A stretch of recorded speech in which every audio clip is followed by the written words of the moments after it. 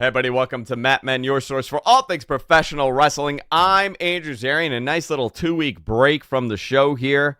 But as always, I'm joined by the one, the only, the oosiest of the oosie, Rich Stambolian. Mwah, what's going on, man? It's been 2 weeks. Thank you guys for your patience. We're back. It was a very chaotic couple weeks. I'm still dealing with this chaos with work. Yeah, crazy. The boys know what's going on, but it's been challenging. So I've been very busy. I've been running around Manhattan like a lunatic, but things are kind of settling now. So we're back. Yeah, didn't you buy into the Naked Cowboy franchise? That's why you're running around Manhattan? It ruined. I thought that thing was such a great idea. 2008, they're like, listen, this guy's in his underwears, and he's just like playing the guitar. I'm like, man, that's great. We could franchise this. Little did I know. What the hell do you do in the winter? Exactly. You still have to be in the underwears, and you still got to have be in the underwears. Underwear and cowboy hat all winter long. I'm convinced that guy's from another planet. Do you know there's there's a naked cowboy and there's a naked cowgirl? Yes. And they're at odds with each other. He has sold his gimmick out to tourists. I don't think he's done it for a while, though. I don't know. He's up there now. Demon Diva, NYC Demon Diva says, count your days, Zarian. I'm back next week. They'll ever let you out of that island. I'm going to call them. I'm going to be like, listen, don't let her out. Let her stay there. She can't leave. She's the queen of the island now. She is the queen of the island. I'm excited. Let me know. We'll get drinks. Guys, a lot to talk about today, obviously. But before we continue, I want to thank our sponsor, and that's NordVPN. Try it risk-free with a 30-day money-back guarantee. NordVPN.com/F4W. You know, we could talk about why you should use a VPN. I use a VPN all the time. Rich, you use a VPN also. To the point that how many times, we talk about this whole time. I'm like, Rich, turn off the VPN. One of the key things, like I use it because I'm always out in different offices. I'm connecting to Wi-Fi's constantly. That extra layer of protection goes a long way. I'm a big fan, and I'm a subscriber to NordVPN. So, this is like an easy read for me to do, and I'm not even going to look at a copy. But something else that you could use NordVPN for, and a lot of people don't know this, is, if you log into Netflix and you got a VPN connecting in another country or most likely another country, guess what happens? That entire platform changes for you. Shows that you did not even imagine that you could access are now on these streaming platforms because it's different rights in different countries. I think it's a fantastic way to kind of find content that you want. I also think it's a fantastic way to give yourself a little extra layer of protection when you're surfing the webs. Try it risk-free with a 30-day money-back guarantee. Listen, how great is that? NordVPN.com/F4W. I want to thank NordVPN for supporting Mat Men. Rich. Yes, sir. You also have to thank our veterans. Today is Veterans Day. Yes, today's Veterans Day, and Jonathan is a veteran, our own Jonathan Risk. He is a veteran, and he actually did a video for Jess's school project. Very cool. Yeah, he sent the video. We just did a Veterans Day video yesterday at school, and he was one of them. It was a ragtag group of people in that Veterans video. It was Jessica's Uncle Ronnie. It was, which I think you've met.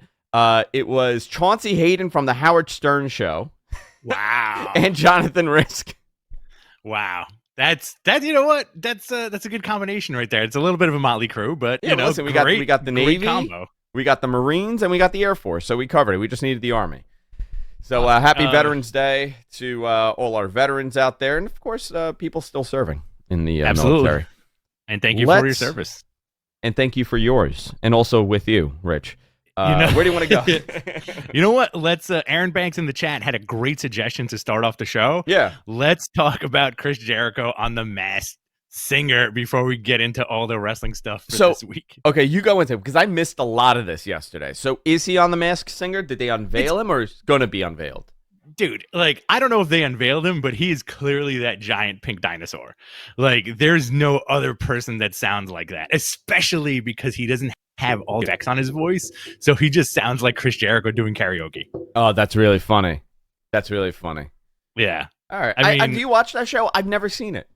It's a lot of fun, honestly. Like I go in and out of it. Like if it's, I don't seek it out. It's not appointment television for me, you know. But if it's on and there's nothing else, like I'll put it on for background noise because some of this stuff is a lot of fun, you know. Like that T-Pain reveal from I think last year, a couple of years ago, was awesome. I'm also a big T-Pain fan, so I had no idea he was even on it.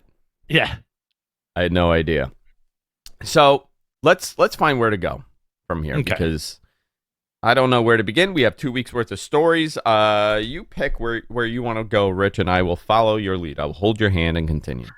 So I'm gonna stick to the notes.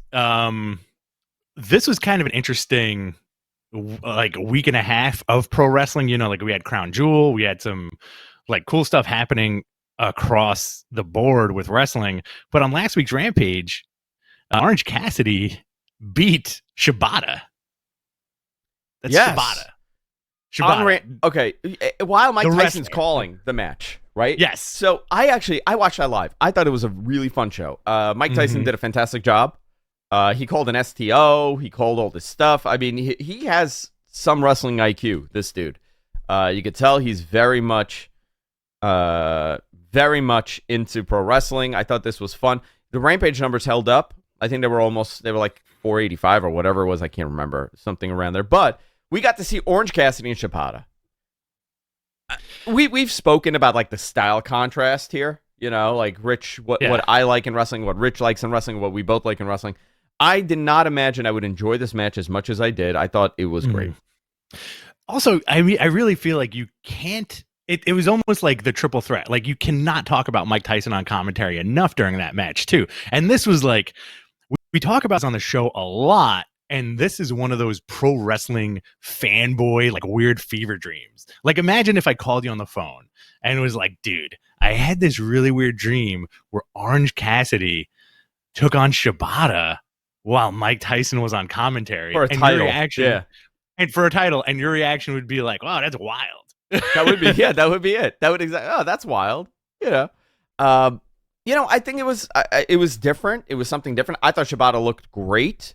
Yes. I can't believe this man, he's really not. How did he get cleared? That's what I want to know. How much progress did he make? He is a superhero. I mean, he's been training daily in the dojo. I mean, he's training these kids. He's in the ring. He's doing stuff. So I guess he built the muscles up, and whatever damage that he had kind of reverted back to, not being so much of an issue. I'm surprised considering how serious of an injury this man had that he's back in the ring. But listen, we're getting Paige also, which we'll get to. Yeah, dude. Like coming back from like the I want to say like aneurysm / stroke collapsing in the ring, nuts, like completely nuts. Yeah, scary stuff. Scary stuff. But listen, he looked great. He beat Shibata clean in the middle. Yeah, which was fascinating. But Shibata did say there were two people he wanted to face in AEW. One was Orange Cassidy, so this was his pick, and the other one is Bryan Danielson. So when do you do that match? I would love to see that match, and also like this kind of ties into like the interesting philosophy with a lot of Japanese wrestlers, right? Like, do you remember a few years ago where Liger took Cheeseburger under his wing? Yes, he did. Yes, and it's kind of like one of those things where it's like really out of left field, where the guys in New Japan are just like, you know what? I want to wrestle that guy. Like, I want Cheeseburger. I want Orange Cassidy. It's really interesting because like it peels back like another layer of that pro wrestling onion, you know, where there's like more than the surface stuff. It's like these guys must see something that's clearly there, Yeah, very interesting stuff. Loved it. Saraya is also cleared. Yes, she is. She announced it, I think, on Renee's podcast, right? Yeah, it looks like on the sessions with Renee, and she's cleared. But where do you see that going? I don't know. She apparently is it true that she got cleared on like Halloween? It's a good Halloween gift. Yeah, and I believe she said that she could do one match a month per her doctor and be evaluated for this. All right, we'll see what she could do. Scary. WWE did not clear her, but I could tell you they would have loved to clear her if they felt that they could. So I don't know what happened between, contract negotiation, wanting to wrestle, teasing that idea. We've seen a lot of people return that were injured in the past, and they're having, breakout second runs. I don't know if this is going to be one of those things. I hope it is for her sake. I hope that she's fine and she could work. But, who's the doctor that cleared her? Month to month, let's see what happens. Who do you want to? I mean, like, this is all building up to like her versus Britt Baker, right? Well, they're doing that. They're doing Britt Baker on at the show, at the pay-per-view. Yeah. I'm looking forward to it. Like I always get like very empathetic with stuff like this. As much as you want to see it, you're kind of like, ooh, I hope you're gonna be okay. Yeah. Last week, Bucks Omega teaser was shown on Dynamite, possibly returning at Full Gear. So they've been also filming a documentary backstage. So a lot of people think that they were backstage for that and not to be on TV to kind of piece that documentary together. But I would imagine they're back for Full Gear. Do something. Yeah, they're going to do like some kind of appearance. Do you think they're going to do a trios appearance?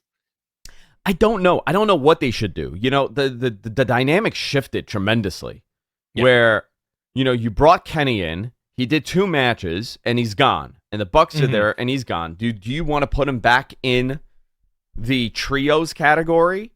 Or do you just move him back to the main event spot? Because that is kind of lacking right now. Yeah. But they can fit anywhere on the card. And as they should. As they should. But I don't know. Yeah. I don't know for like the long run. Do you think it's better for AEW for them to be in a trios position right now? Or do you think it's better to split off where the Bucks are now in the tag division and they could do something with FTR, build that up coming up, and then Kenny could build up the singles run again? I think you start with the trios and end with them splitting again, but not like a turn split, you know? Got it. And have like, Kenny with 1 belt and then the Bucks with the tag titles, or have Kenny in the intergalactic title or whatever it's called, the transatlantic title, the transatlantic locomotive title, the mid-Atlantic transatlantic intergalactic title, that's the one. That would be interesting. And also, like, this suspension was probably both guys. It was healthy for all 3 guys because they can rest a little bit, right? Well, they got some rest, yeah. I mean, Kenny was well rested for sure. Yeah. I mean, he hadn't worked in a while, but we'll see what happens. I'm very excited to have these guys come back. I think it's going to be positive for TV and positive for that company. AEW to make a UK debut in 2023. About time, now that travel is getting much easier. They'll do great in the UK.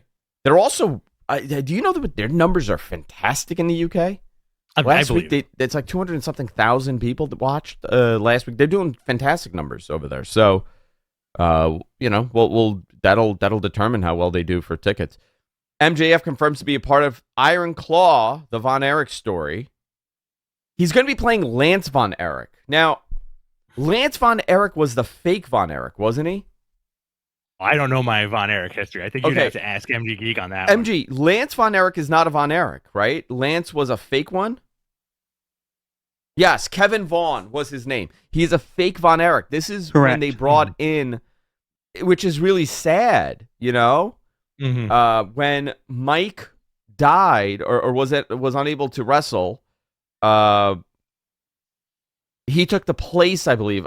Mike was unable to wrestle due to toxic shock syndrome. Oh my God! And if I recall, it didn't go well because everybody knew he wasn't a Von Erich. Everybody knew because they said that he was billed as the son of Fritz, his brother Waldo. Okay. So he wasn't Fritz's son; he was Waldo's son. So he was like a cousin of a Von Erich. Did not work well. He did not. He was definitely not a Von Erich. So it's going to be interesting. I mean, this guy's a big jacked up dude. He was not that great. So I don't know.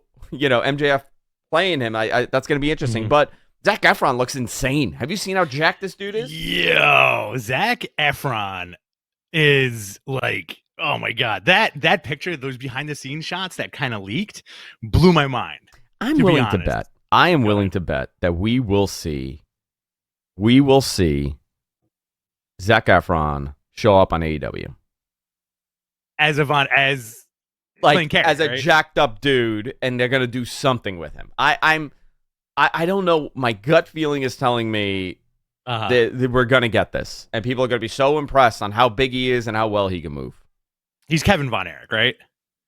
Is he Kevin? Yeah. I think he's Kevin Von Erich, not Kerry. He's not playing Kerry.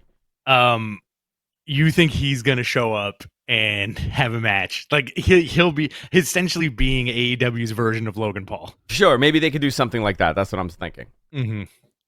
Yeah, that's what I'm thinking. Fascinating. That's fun. Very interesting stuff. Yeah, very. You know what? I'm curious about it. I'm curious to see what they do with this. I know that they've been wanting to do a Von Erich movie for a very, very long time. It's such a tragic story, though. You know, terribly tragic. So we'll see. Is it interesting that we're getting these like now in 2022 like these wrestling movies, like the Hulk Hogan movie, the Vince McMahon thing? Because think about it, who's making these Von Erich movies now? stuff. It's us. Yeah, you know, yeah. It's people our age. It is making true. These movies. I want to see that bonkers Hulk Hogan movie. That's what I want to see. I want to see Hemsworth as Hogan so bad. Who knows if that's even still happening? But you know that I think will be like just to hear him call everybody brother 1,000 times. brother. Hysterical. Let's see. WWE news. Let's go into this. 24/7 title seems to have been gone. They removed the 24/7 title when Nikki Cross threw it in the trash. It is now retired on the website. SmackDown to hold a World Cup tournament with the winner getting an Intercontinental title shot. Can I tell you something about this World Cup tournament? Sure. This was pitched from USA. Okay. For Raw a while ago. I was told that they had pitched this concept to WWE to do a World Cup tournament. Mm-hmm. And I guess WWE loved it so much that they brought it to SmackDown. Yeah, that's wild.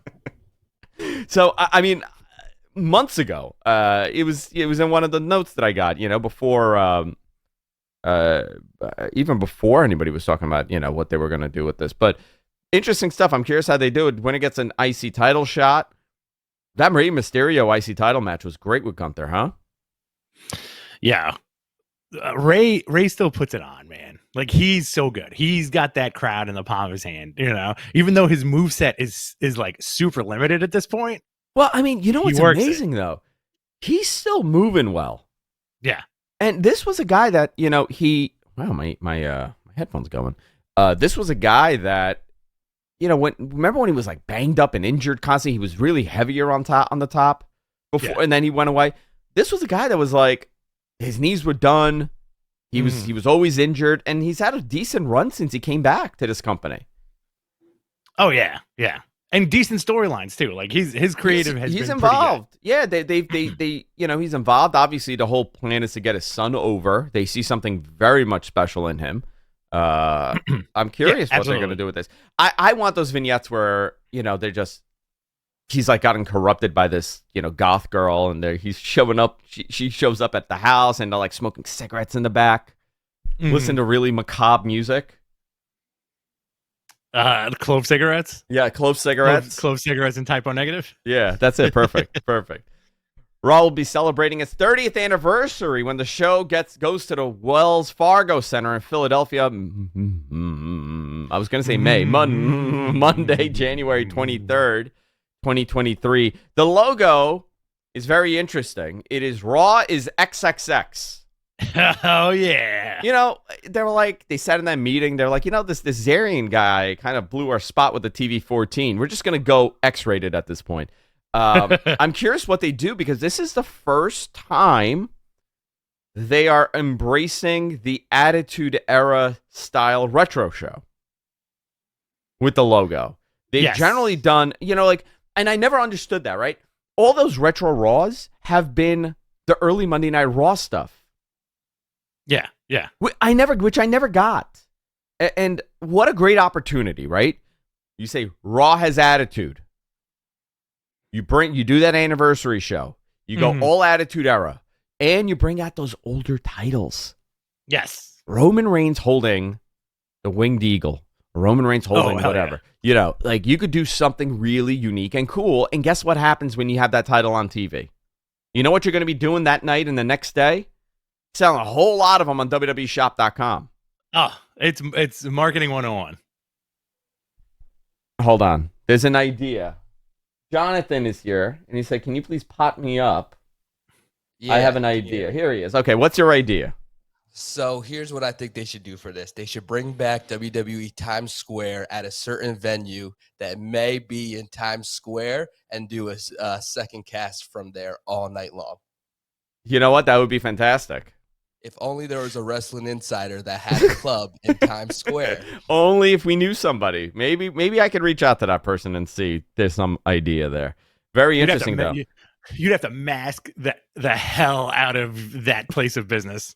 I mean, you could do like a backstage thing, like live from Times Square, and it's like a Bradshaw bit.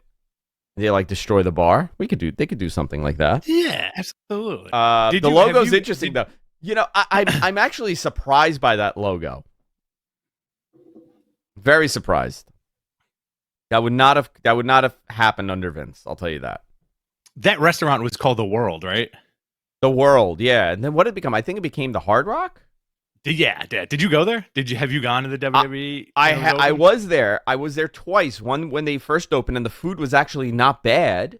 Yes. And the second time I went, it was like frozen. Everything was like TGI Friday frozen food. Yeah, I think it started out strong. I remember I went there. I think I must have been like 18 or 19. Cool environment. It looked cool. And I remember it was like, we had like burgers and like big beers and everything, and it was fun. And then like you, the next time I went, maybe like a year later, it was like piss poor. It was depressing. It was very depressing.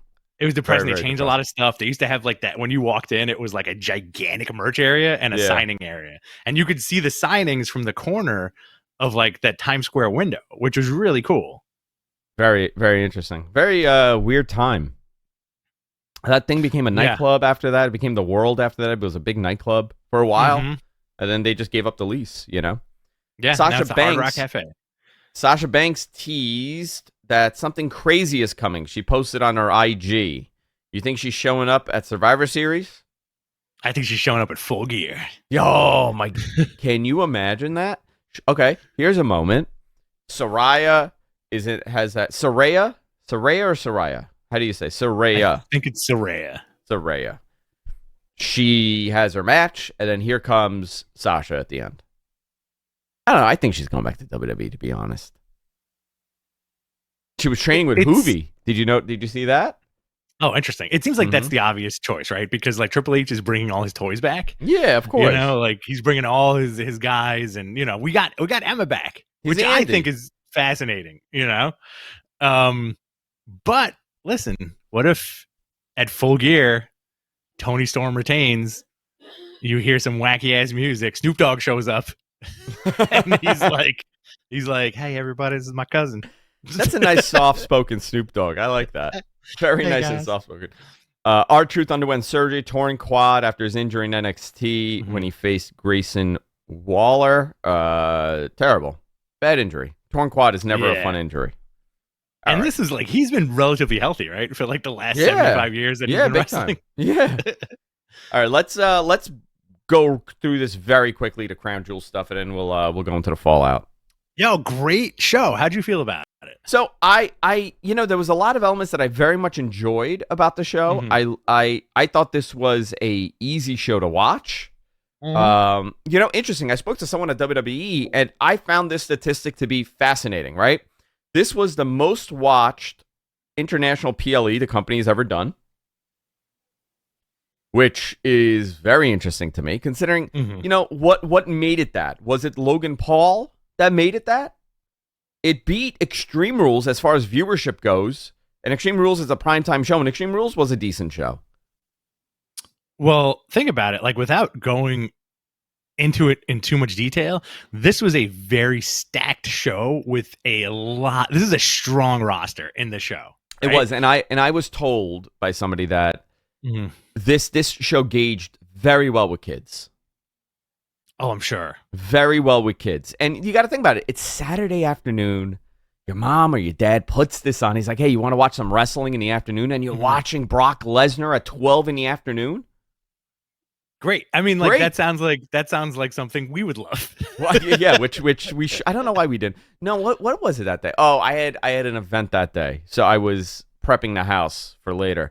I was driving back from vacation too. You were. Brock Lesnar, Bobby Lashley, quick match. I thought this was a lot of fun. It was a very different type of Brock Lesnar match because Bobby Lashley destroyed him. They work very well together. They do. And you know what? This match should have. You know when this match should have happened?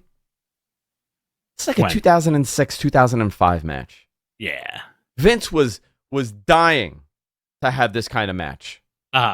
15 years ago.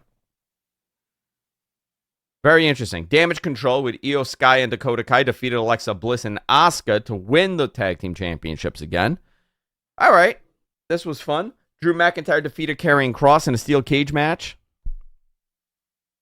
I did not like this match.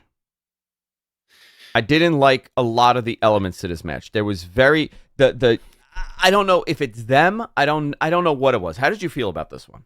It was all right. You know, like this one, like I don't know. You know, I love Drew McIntyre, but I feel like for the last few months, a lot of the stuff that he's been involved with has lacked luster for me. You know, and I think it was fine. Yeah. Not bad. It wasn't great, you know, but it was just fine. I do like seeing. I think the highlight for me was seeing Karrion Kross again. And on a big stage. Yeah, and listen, I like Karrion for sure, and I think he has something, you know, the dude appeals to me. There's something he has. I don't know what happened with this feud, though. Like, the response has not been great. I don't think it's necessarily his fault. Some people are saying he grew his hair and he doesn't look as menacing. Mm-hmm. One thing that I was thinking about this, I'm like, you know, maybe it's the cartoonish of this. You know, when you're in NXT and you do this act, it doesn't come off as hot, as cartoonish as it does on the main roster. You know, she's singing the lyrics, she's dancing around him, she's going under his... Like, maybe you pull back a little bit on that and have them be a little bit more stern. Yeah. And menacing. I don't know. We also got Judgment Day, Finn Balor, Damian Priest, and Dominic Mysterio with Rhea Ripley defeating the OC. This match was interesting for a number of reasons. One, I like these guys in the ring with each other. I like everybody in this match. Chemistry.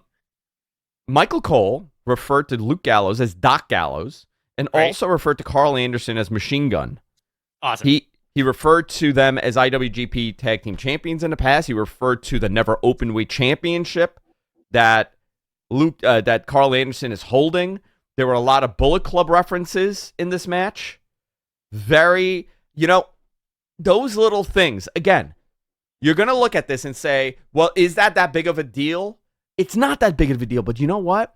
Those little things, it tickled me. My ears perked up. Yes. I got a little excited about Michael Cole calling stuff. Mm-hmm. And it just adds another layer to somebody that has never heard of this or didn't expect it. You know what? It made you pay attention. It makes you want to go. It was one of those old school things that, remember during the Attitude Era where they'd mention certain things like that and you'd be like, yo, I got to find these tapes. You know, like I got to find what they're talking about is. I think they did a good job with that. But like I do in our wrestling chat, I blow this way out of proportion and I'm like, it's going to happen. You're going to get Roman versus Okada. This relationship is going to happen. Oh, dude, you know, I have to tell you, I never wanted to see that match. Like it wasn't like on my list of matches. However, I mean, if there was ever a possibility to do it, like that would be a great match to see. I don't think it would be a blockbuster, though. I think it would be a blockbuster. I disagree with you. I don't know how you can make it. But listen, I hope it is. I don't know how you can because the WWE audience relies so much on casual viewership, which it does. And listen, the hardcores are the hardcores. They'll always be there. But you know, the people watching SmackDown, you don't have 3 million hardcore enthusiasts watching. You have maybe 1 million, 1.5 million, and then the rest is whatever that's tuning in. You know, like my dad. My dad doesn't, he knows who Okada is. He doesn't give a shit about Okada because it's not something that it's on TV every week for him. Here's an interesting thought experiment. You ready? Yeah. Let's say at some point you get this nutty New Japan WWE working relationship, right? Mm-hmm. They announce whatever show, your main event, future main event. Sure. Okada versus Roman Reigns. Okay, right? Yeah. If they announce that, do you not think that the diehard WWE fans, like the international fans that come to WrestleMania every year, don't you think they would plunk down money to go to wherever this match will take place? No. I think it would be a super successful house to have that show. I'm saying like viewership interest. Okay, viewership interest. Sure. Can you? I'm giving an example, right? And we don't talk about pay-per-views because they're not on the pay-per-view model. But can you bring another extra 300,000 eyeballs to this PLE because it's Okada? I don't know. Dave maybe can't. Maybe you know what? I'll ask Dave this. I think that's a great question for Dave. I think if you put the WWE money machine behind, really and it wouldn't take much, right, to make Okada seem like that once in a lifetime talent, which he is, but to the American audiences, as if he was like the last challenger for Roman Reigns or some shit like that. What if it's CM Punk? What if it's CM Punk? All right, fine. Can I tell you something? So I'm turned off by that guy so much at this point. Me too. Really, he broke my heart. He very much upset me. I can tell you this though. When a couple of weeks ago, when the news came out that the investigation had settled and all this stuff, I reached out to a buddy of ours at WWE, and I wrote, "Hey, you got anything? Listen, either you could tell me yes or no, or you could tell me to go F myself. Would you guys have you heard anything about interest? Would you be interested? Like, what? I just wanted to gauge it, right?" And I go, or you could just tell me to go F myself. And he wrote back at 1:30 in the morning. He goes, I would never tell you to go F yourself. That's my statement. Period. There you go. So that's the official statement. Andrew Zarian said, I asked WWE, it was, I would never tell you to go F yourself. I wish you worded that text you sent better. And I wish you said, No. I didn't say what I asked. I filled in a lot of these blanks. No, I understand. But instead of go F yourself, you should have said, am I bothering you or should I go to sleep right now? There you go. And there's your answer. And if he texted you back, go to sleep, then that you would means know. Then I know. Oh, smart boy, Rich. You are a smart boy. Yeah. Which would have been great. Roman versus Punk, great. Is Punk going back to WWE? I'm going to tell you something. Is it that dopey never say never nonsense? Yeah.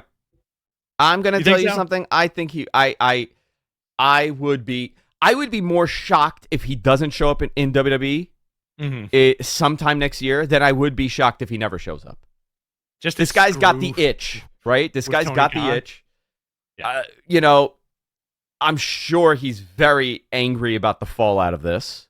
This was supposed to be his rehab of his image. I mean, this was going to be his Shawn Michaels second run. And you know what? And he had a great second run, though. He did. Forget about it. He had, and he worked with really interesting guys. He worked with Darby. He worked with Eddie Kingston. He worked with MJF. This guy should have been the guy that bridged that gap between the casual fan and the hardcore fan and then built new stars in that company. For sure. But instead, he lost his mind in that presser. Listen, when you're frustrated, I understand. Adrenaline is pumping. He had that match. I know we keep going back to it, but this was a big story this year. Yeah, and we're still seeing the effects of this. AEW, it's not the same AEW post Punk. It's very fascinating too, because that dude really, his song is the perfect example of how he is. He is a cult of personality.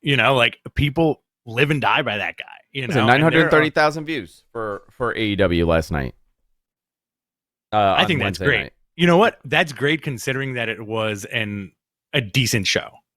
It was a decent show. They did a .32. They were number 6 on cable. There's competition. There's stuff going on. It was outranked by 2 NBA games on ESPN and 3 Fox News telecasts. Obviously, election week. These things play a part, but here's the other thing. They are sitting at the same spot. The growth has not really been there, and I don't necessarily think it's because they are not producing good content. I think a lot of people, the energy got taken out of that freaking room. And that's how I feel. Like I generally feel affected by it watching it because I'm like, this bummed me out. Like I don't. We're talking about it because it's a huge part, but like I hate the backstage nonsense. Yeah, this is Fandrew's Arian talking. This is Fandrew's Arian. Like, I don't report any backstage shit like that, ever. Like, how many times have we been told something and I'm like, Rich, this stays between us. We're never going to talk about this. Because I want to see great TV. I don't want backstage gossip dominating the story. And you know what? MJF, that promo he cut yesterday, that pre-record, what was he on? Part of my take. They did this. The Radio Station promo, yeah. Yeah. Very good. He said everything that I've been saying, Who got hurt by all of this? He got hurt. His return got screwed up. Not only did his return get screwed up, his run got screwed up. Also, Kenny Omega returning became a non-story because CM Punk was shooting. Exactly. What are you going to do? Like all this stuff, like, again, I'm in the same boat you are. I could care less about the backstage politics. Like, I just want good wrestling for everybody who likes to watch wrestling, But that kind of behavior reminds me of like all those stories you hear about WCW. Exactly. And listen, we talk about this all the time, right? We like positivity in wrestling. Absolutely. There's so many shows out there that can concentrate on the negative and the problems. And that's great for them. And they're very successful with it. Mm-hmm. They're very, very successful with it. And no knock, that's a market that needs to be catered to. That's not the market I'm catering to. I do this because I enjoyed. Rich, you and I do this because we freaking love talking about wrestling. That is true. And even when we're not doing the show, we're still talking about wrestling. And we're still talking about wrestling. I don't think people realize that. Like, we genuinely love wrestling.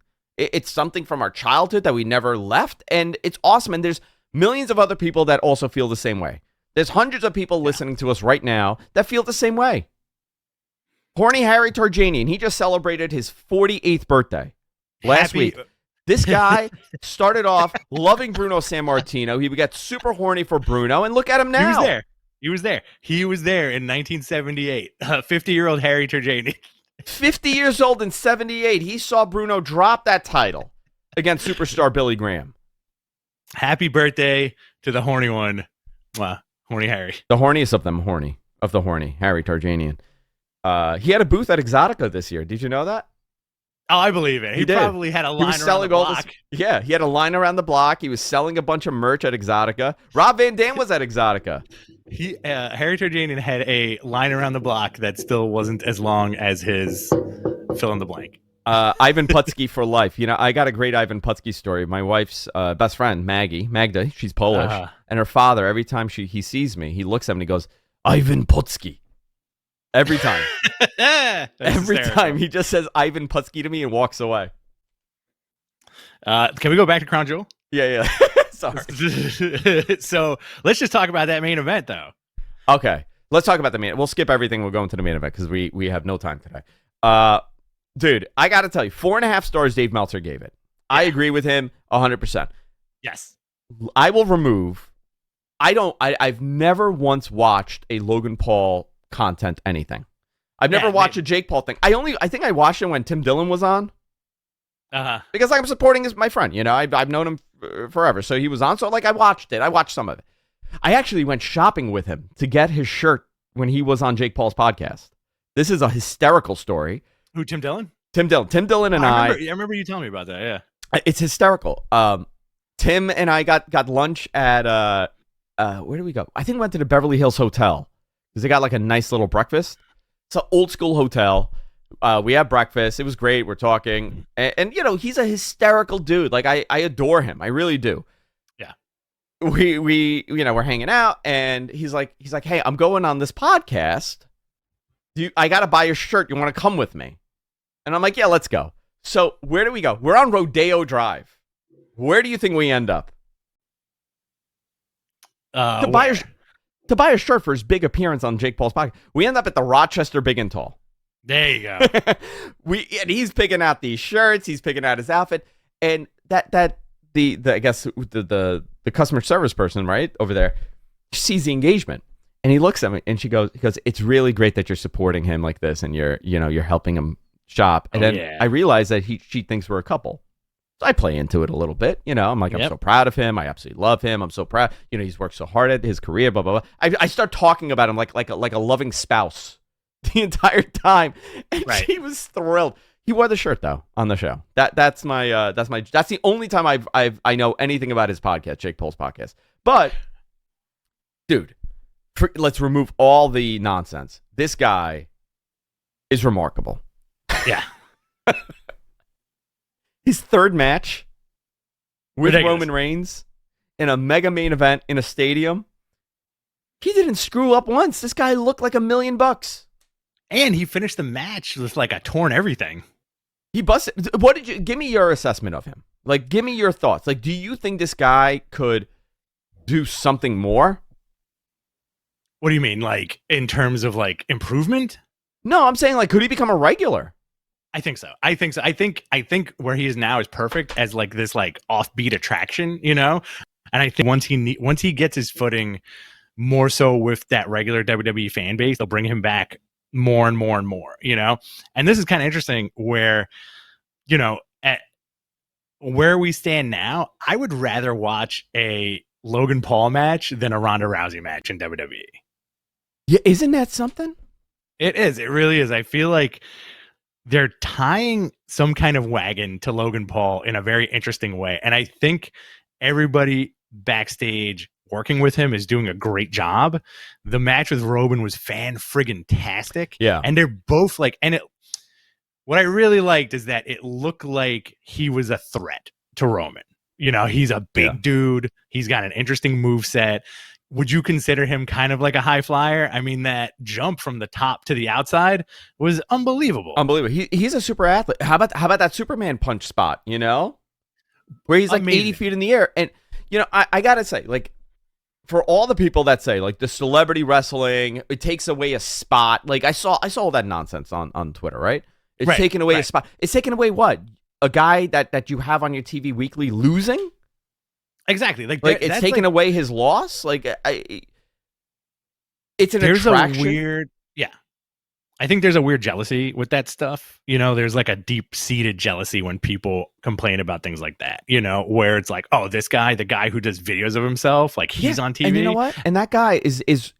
Do you know how difficult it is to make a match look good? Like, obviously, Roman Reigns, great partner to be in the ring with, right? Because the guy's absolutely perfect. But you can't. You can only make, you know, a turd looks so good. You can't You can't do magic, and this dude is good. Logan Paul is good. I mean, for a guy that's had 3 matches with the you know what he doesn't have, and this is a big thing, the fight or flight, right? The fight or flight plays a big part in this, because if you are put in a position where this is not your sport, people dislike you for whatever reason that they have. You are new to this. You're in a stadium. You're up against, I mean, probably the greatest guy that they've made over the last decade in that company. That is like solidified as probably one of their best world champions. Absolutely. Right? You're going in the ring. Most normal people will have those butterflies that tells them, oh shit. This guy has none of that. He was like, I'm good. I'm in there. He played the role so well. You got to give him all the credit in the world. You also have to think about, like, this guy's a celebrity, right? Millionaire. Doesn't have to do this. Yeah. And the travel time and the travel that going to Saudi Arabia takes out of you. And like I said, this guy is a celebrity. He is like this. His demographic is way younger than how old we are. You know? Yeah. For him to get on that plane, go there, have the match that he had, and wow people, good for him, man. I wonder if like the people in the back are like, yo, he's one of the boys. Like, he's a good brother. I don't know. I'd love, I could ask. I could find out. But I think a lot of people are very impressed by his dedication, and how well he did. Very impressive stuff. Yeah. And the guy got injured, so hopefully he comes back sooner than later. Yeah. Let's go. Where do you want to go here? Want to go to Dynamite or Raw? Let's do Dynamite, and then we'll take questions. It's 11:17, and we got to be out of here in about 20 minutes. All right, perfect. Let me check the train schedule, because they changed the train here, so they're getting ready for that. I don't want to go to Port Washington. I want to go to Penn Station. You should just go the opposite direction. Okay, I got 11:58 and I got 12:27. Aim for the 11:58 because Okay, I that's what have I to mean. also Okay, perfect. All right, get good. out of here sooner than All later. right, so we'll wrap up at like 20 minutes. All right. All right. Let's see where we are right now. Dynamite Wednesday night. Show opened with the Acclaimed and FTR beating the Guns and Swerve in Our Glory. Fun match. A lot of good moments. A lot of good wrestling. I want to bring this up. Did you notice they were going a million effing miles an hour in this match? Yeah. Was it because I came home? I got home like a couple minutes into this match, and I was watching. I'm like, the pacing wasn't very high. Yeah, everybody worked hot. hard at this. Hot, yeah, very good match. Hot match. You have Stokely Hathaway coming out, saying that he grew up with MJF. Great promo. I'm glad they let him shine on the mic as opposed to like his time in NXT. Stokely said MJF's dick riding John Moxley without a license. Great line. Great line. So this is going to obviously play a part in this match. So do you have Stokely Hathaway screw MJF over? And you turn him into a mega baby face now? I think it's all part of the MJF plan to remain the biggest heel in that company. I hope so. I hope he remains the biggest heel in that company. I mean, the guy is hot, so very interested to see what they do here. Ethan Page defeated Eddie Kingston to advance in the title eliminator tournament match. This is fascinating. Ethan Page, somebody told me that they want to push him. Listen, man, I'm high on Ethan Page since he was in Evolve. Oh, yeah, dude. This dude murdered Darby Allin, threw him against that post. It was so impressive to see them do that kind of stuff. Very good talker. Obviously, he got his body in shape. He looks great. Yeah. There's a lot that you could do with a Ethan Page. Yeah. But is AEW the place for him? We've talked about this quite a lot, where some of these guys may get lost in the shuffle, but I'm glad that he is really not. You know what I mean? Like a lot of those guys who got signed kind of disappeared a little bit.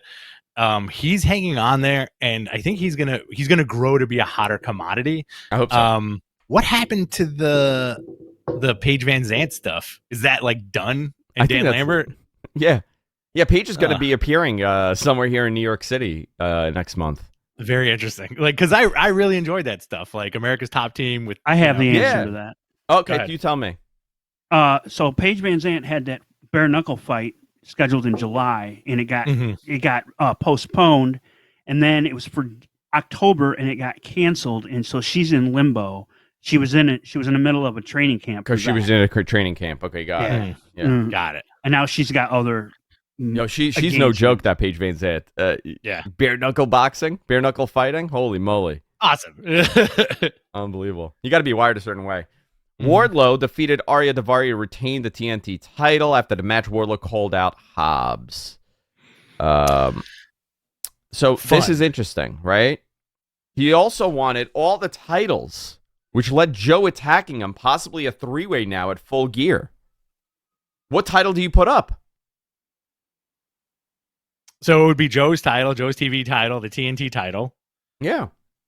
And Hobbs doesn't have anything. So what do you do here?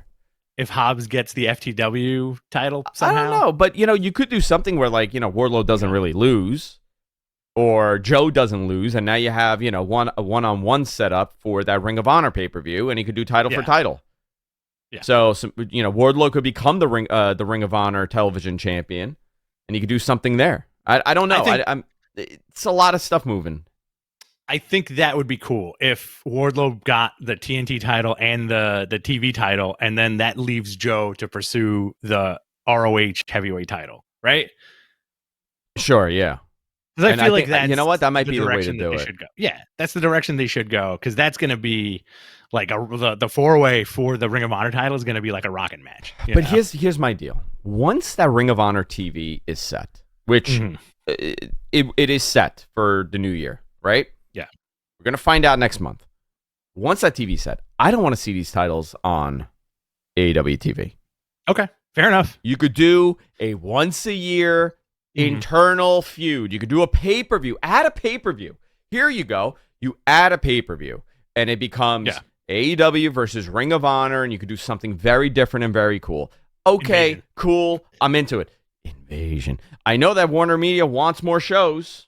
There you go. Discovery wants more shows. That's a given, which is a very positive sign for AEW because they're going into a contract year. So if you could do another pay-per-view or another 2 pay-per-views a year and make some money on it, and also remember, where is Ring of Honor going to be streaming?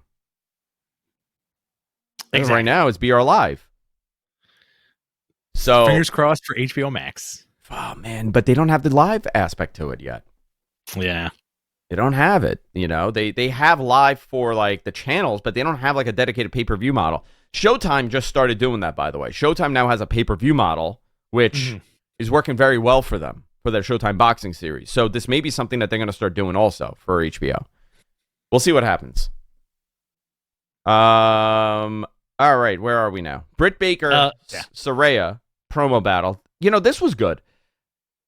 Couple things here though. What stood out to you? Because there was one thing that I didn't like. What didn't you like? I didn't like you're below me because you never wrestled at the Garden. And because he's essentially saying you are second rate because you were never in WWE. I think that's a good play on words though. It is. It's a great play on words, but what did you just tell the audience? This big star that just showed up here is way bigger than the person that we have built over the last 4 years, which is true. But do you say that to the audience? I think you're going to get the double turn with this one. You think so?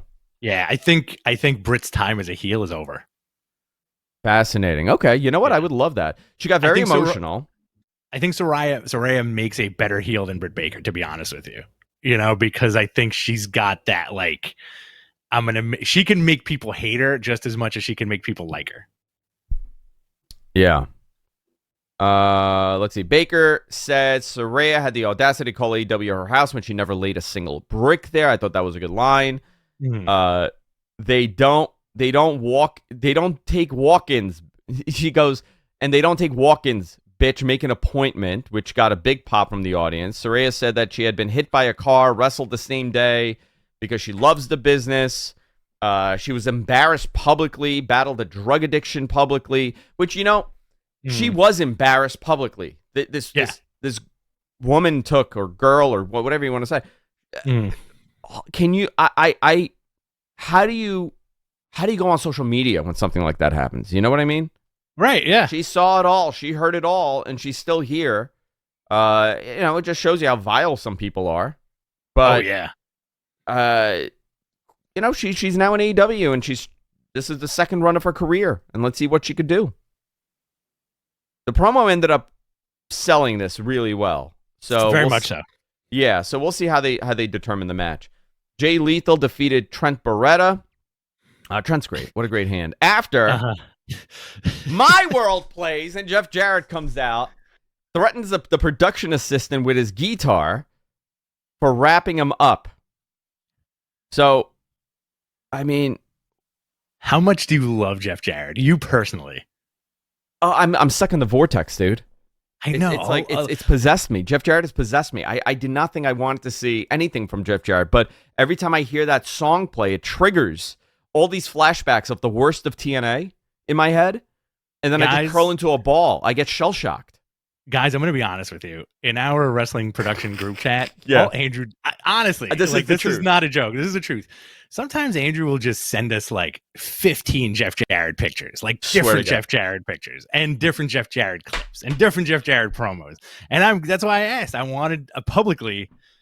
And great. How much do you love Jeff Jarrett? Or is it this morbid fascination where you're you can't get out of this hole you're in? I can't get out of the hole I'm in. I do think it's unbelievable resilience this man has in the business. He has accomplished everything you can accomplish in professional wrestling. It just shows you that if you are, he's a very smart guy, Jeff. Yeah. I hope he's a great asset to that company. Now, do I want to see him have a match every week? No, I don't.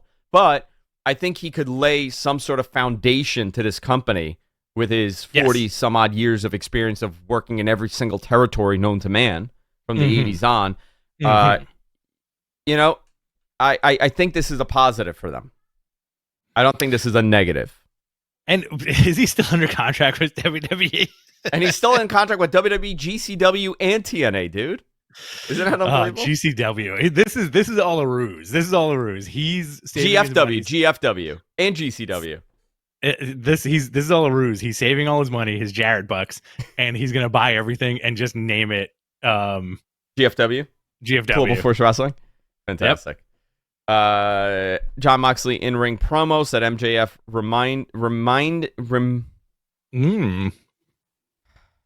MJF reminded him and Regal of a young Moxley. Thank you. Okay. Thank you. And you know what? I watched this and I watched it with my wife and I lost my mind because I was like, yo, it's really nuts how they're referencing a angle that happened in FCW with no TV on an internet show on the janky WWE website. And they're referencing it in 2022. And this should happen over 10 years ago. Where Moxley and Regal had this dynamite effing feud in FCW.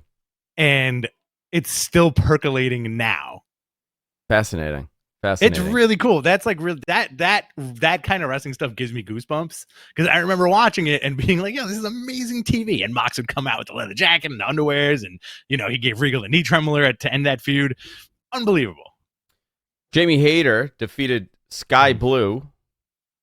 Okay, that was something. Okay. 2 out of 3 falls. We're running out of time. Sorry, guys. 2 out of 3 falls. Bryan Danielson defeated Sammy Guevara.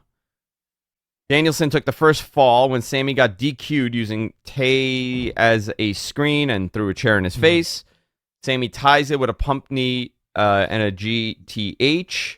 Danielson gets the third fall with anvil elbows, led to a label lock to the submission. This was a good match. But what are you doing with Danielson, dude? What are you doing with him? Hey, he won, right? Would you have been more upset if he lost this? Very much so. He needs more wins. I think they're keeping him warm. They're not heating him up as much as we want just yet. I think they're keeping him warm. Can I tell you something that's probably going to drive you nuts? My wife right now. My wife is rearranging our bedroom and putting all the Christmas decoration up. I think you guys should get a Murphy bed. A Murphy bed. I would love a Murphy bed. She you know how she puts like Christmas trees in every room of the house? Yes. Yeah. How many do you have now? Like what's the count now? I think we were at 9 last year. You know what's funny? Like when I went to your house last year, it's beautiful Christmas. They're all beautiful, by the way. Yeah. It's Christmas tree in your living room, but then like the kitchen Christmas tree is also in the same line of sight. It is. and then how about then there's the little trees everywhere, the little Christmas trees everywhere. And then the bedroom has a full Christmas tree in it also. And my bathroom has a Christmas tree next to the tub. In the toilet. In the toilet. Yeah. Rampage tonight. I'm not going to go into spoilers here. AEW Full Gear card is shaping up. Here's what we have so far. AEW World Title Eliminator Tournament Finals. Saraya and Britt Baker. Jeff Jarrett, Jay Lethal versus Sting and Darby Allin. We are getting Jeff Jarrett and Sting once again in 2022. Unbelievable. TBS Championship. Jade Cargill and Nyla Rose.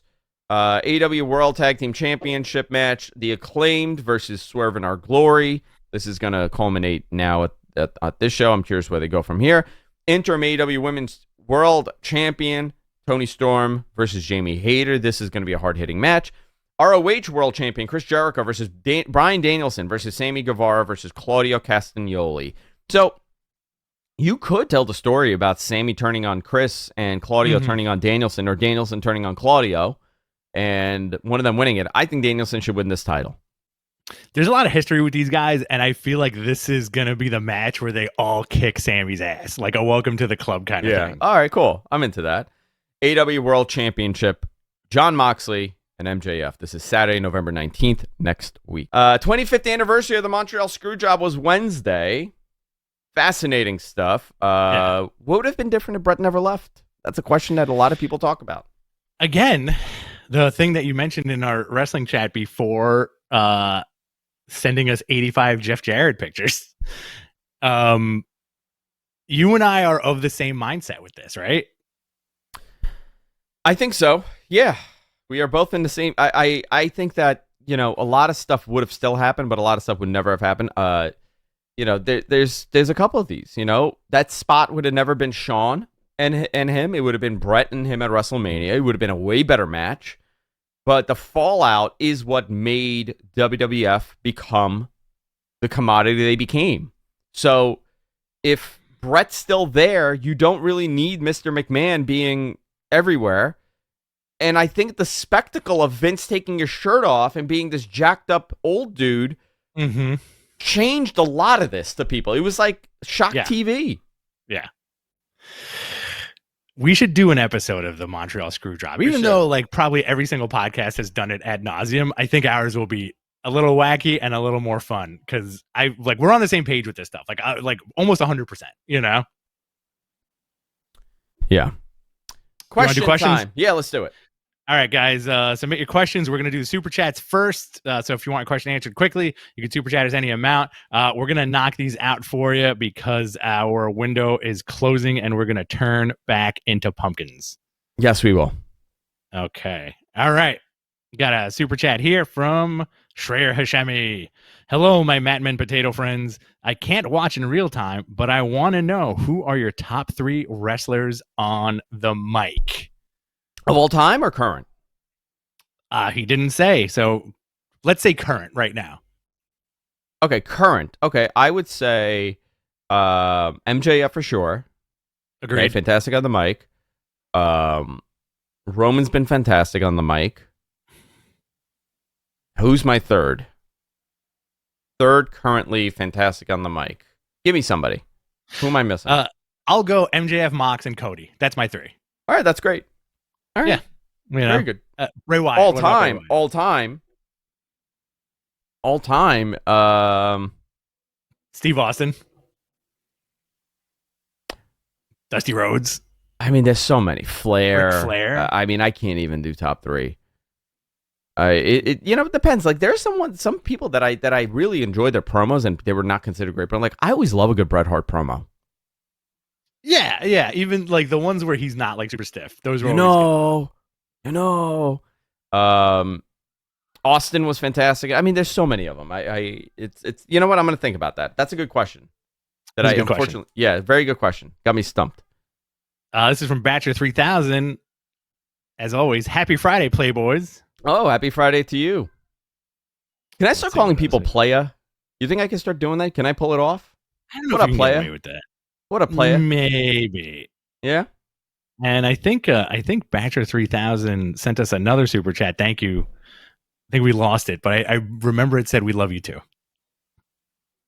That may have been directed towards Horny Harry. It could have been Horny Harry.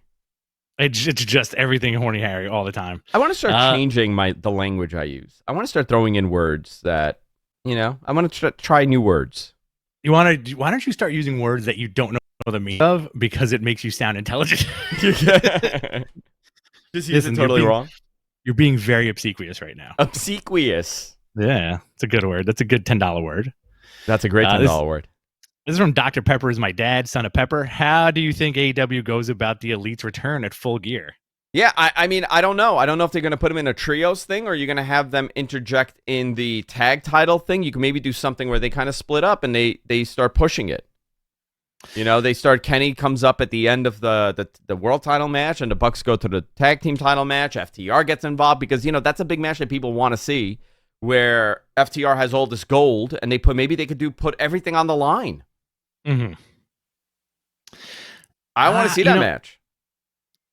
I would like them to do a really angry and quick return because whenever these guys come back, they come back like all cool and slow and shit, right? Yeah. I would like an end of whatever match to happen, and then the Bucks and Kenny just run out and start kicking everybody's ass like they clean house. That'd be cool. This is from Viken. Would they still have brought in Tyson for Mania if Brett never left? I don't know. That's a great question. I don't think they would have.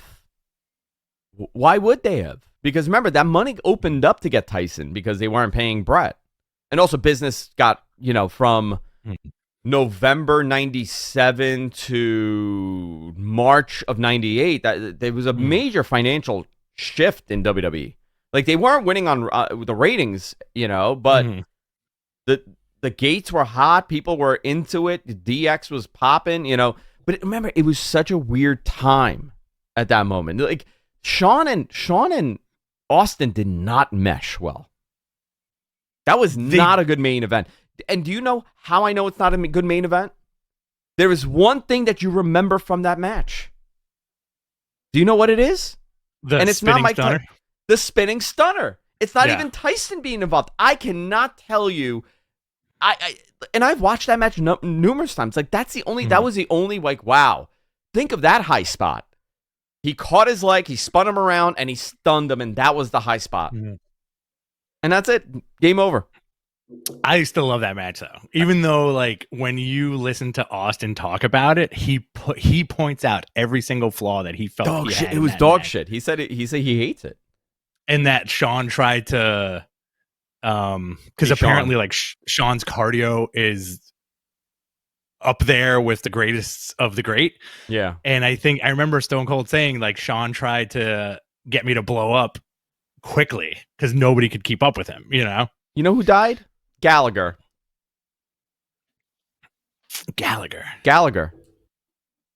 The watermelon guy? The watermelon guy. He's dead. Like, right now? Right now. Yeah. So did Kevin Conroy, the voice of Batman on the animated series. Really? Apparently yesterday. Yeah, like, there's reports that he passed away yesterday. Gallagher, one of the most popular comics of the 1980s, known for his fruit smashing act, has died at the age of 76. I think you should start smashing fruit on the show. Oh, dude, I can't wait to start doing that. I look forward to that. Give me all the fruits. Lay down, put a watermelon on top of your junk, and we'll have MG Geek. We'll have MG Geek just headbutt it until it breaks. All right, we're getting yelled at. We're running. What time do I have to get on this train? I got 18 minutes. You got 2 more minutes. I got 2 minutes. All right, let's go. You ready? Okay, yeah. This is a good one from the Shadow Ranger. WWE, Impact, AEW, and New Japan all offer you a contract. Okay. They're for the same money. Where do you sign? Oh, okay. WWE, Impact, AEW, New Japan offer me a contract. Yeah.